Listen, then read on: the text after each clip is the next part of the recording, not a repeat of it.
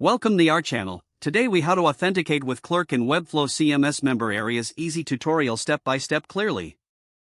To authenticate with Clerk in Webflow CMS member areas, start by creating a Clerk account if you haven't already.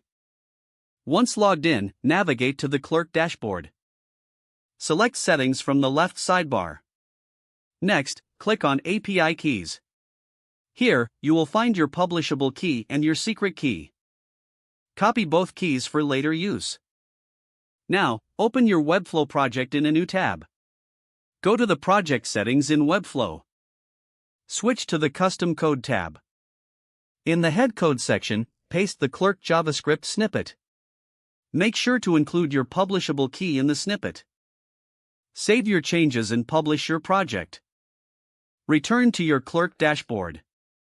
Create a new application if you haven't done so already.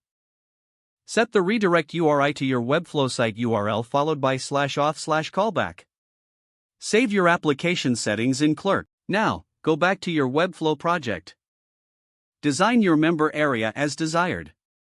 Add a login button to your page. In the link settings for this button, set it to redirect users to the Clerk login page. You must also set up a logout button similarly. On the Logout button, link it to the Clerk logout endpoint.